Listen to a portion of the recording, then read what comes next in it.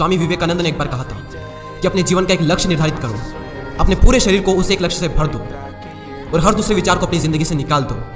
यही सफल होने का मूल मंत्र है। हमें से कई लोग डॉक्टर एपीजे अब्दुल कलाम साहब को इंस्पिरेशन मानते हैं, लेकिन क्या आपको पता है कि उनकी इंस्पिरेशन कौन है?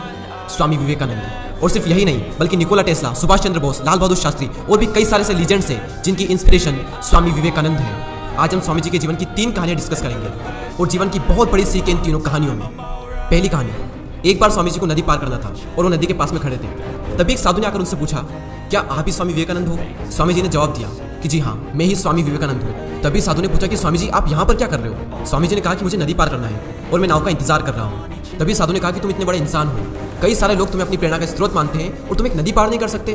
देखो, मैं तुम्हें नदी पार करके बताता हूँ। तभी उस साधु ने पानी पर चल करके उस नदी को पार किया और फिर से पानी पर चल करके स्वामी जी के पास लौट कर आए और बोले कि देखो, मेरे पास इतनी शक्तियाँ, मेरे पास इतना टैलेंट है, मेरे पास इतना ज्ञान है, उसके बावजूद भी मुझे कोई नहीं जानता और तुम्हारे पास कोई ज्ञान नहीं, कोई शक्तियाँ नहीं, उसके बावजूद भी तुम्हें सब जानते हैं। तभी स्वामी जी मुस्कुराए और साधु से पूछा कि तुम्हें यह विद्या सीखने में कितना टाइम लगा?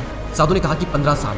इतने में स्वामी जी की नाव आ गई और स्वामी जी ने साधु को नाव में बैठाया और वहाँ से चल दिए। दोनों ने नाव में बैठकर नदी पार की और पार करने के बाद स्वामी जी ने अपनी जेब से 1 रुपया बाहर निकाला और उस नाव वाले को दे दिया। यानी कि दोनों के मिला के 50-50 पैसे यानी 1 रुपया उन्हें दे दिया। तभी स्वामी जी ने साधु से कहा कि जो काम तुम 50 पैसे में कर सकते थे, उसके लिए तुमने अपनी जिंदगी के 15 साल बर्बाद कर दिए और अगर यही 15 साल तुम समाज की भलाई में लगाते तो आज तुम्हें भी पूरी दुनिया जानती और मैंने यही किया, इसलिए मुझे पूरी दुनिया जानती है और तुम्हें कोई नहीं जानता।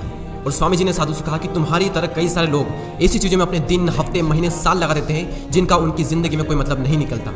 इसलिए अपने टाइम को ऐसी जगह पर लगाओ जहाँ पर उसका एक्चुअल में कोई सेंस निकले, क्योंकि टाइम से बढ़कर इस दुनिया में कोई भी इंपॉर्टेंट चीज़ नहीं है। अगर